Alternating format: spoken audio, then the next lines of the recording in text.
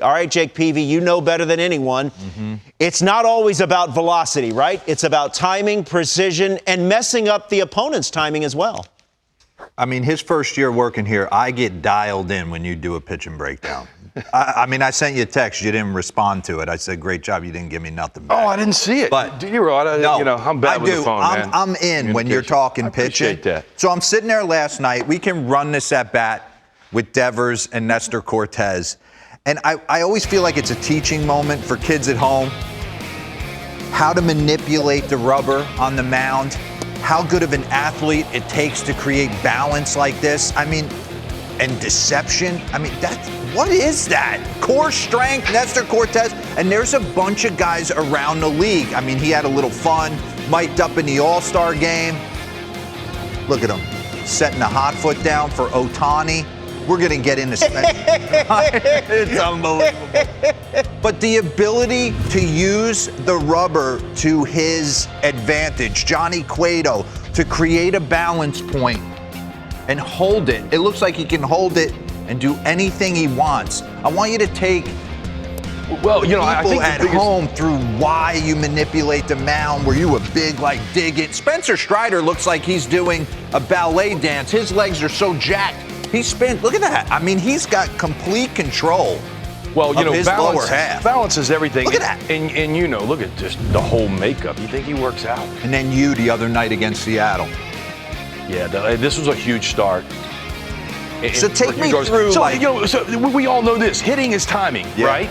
Pitching is disrupting that timing in any which way that you can do that. Johnny Cueto was the first guy that I saw go to doing this. Look, you're talking about having fun. That's just flat out fun. I don't care who you are.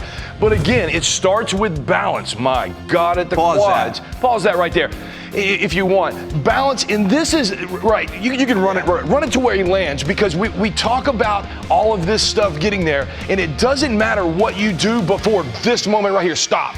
Right there, this is perfect delivery form. And what I mean by that is you can come up and do all of this different stuff, but when you start to go down the hill, and we saw Nestor Cortes was just like this and coming like this, but when you make this move to go to home plate, I don't care what you've done, you have to have that weight back.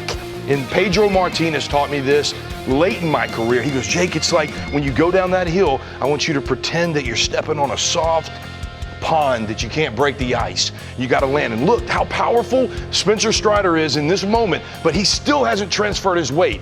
His foot is down, and here it comes, right? But we talk about, and you can roll it on now, all of this stuff that you do that Nestor does, that Johnny Cueto, that Hugh does, it's all about timing and just what the hitter is feeling. Were you in your hotel room, going through your... Because it's all, if any pitcher, you have to be able to come out, and you talk about core strength, it is all from your core. You've got to be able to do this and move around and be able to hold this position. But again, when you come down that hill, pitchers, it's not this. When you're doing all of this jazz and you're doing this, it's easy to fall down that hill like this. And if you fall here, D-Row, I'm gone. My arm's back here and I can't throw the ball. The hardest thing, that slope is down.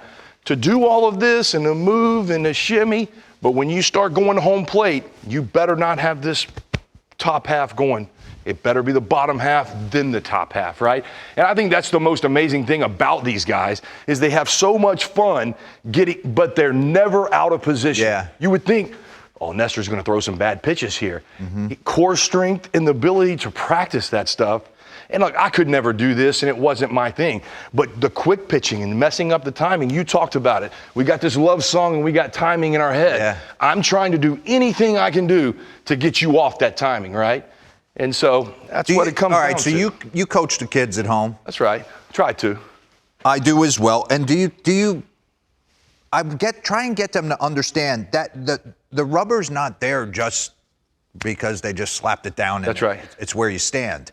You use it. You use it for leverage. You manipulate it. Were you a big dig a hole guy? Were you just I like to dig. I like to dig a hole, but I moved. Later in my career, I moved around to get to certain. If you were a lefty, I would come all the way to the first base side of the rubber because I wanted to feel like I was crowding you, and I wanted to throw that ball at your front hip.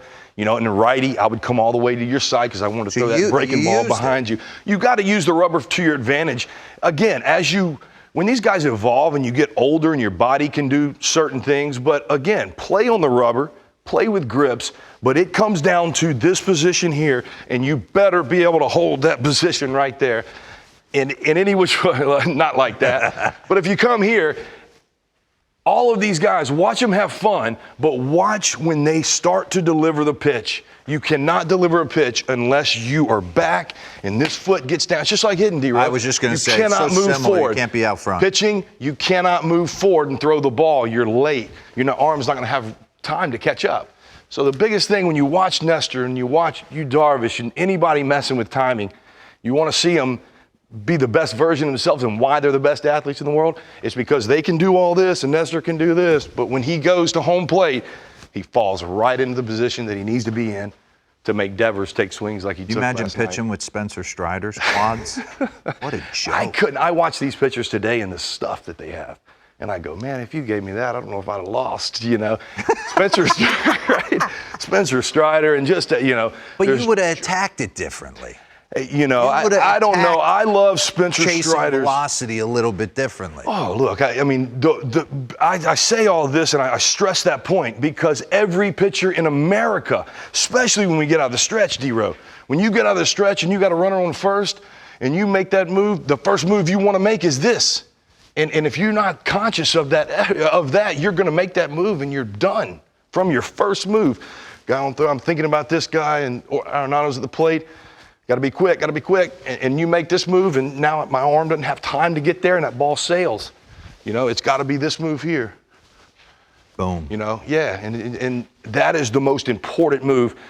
That's what these guys are getting to after all of the stuff to disrupt your timing. I think that's the most amazing thing of it, is I could never do all of that, and then it was hard enough for me to get in proper position just with normal mechanics. Hats off. Nestor Cortes. I'm about fun, too. You know that. I'm ultimate competitor, but I like to have fun. These guys make the game fun.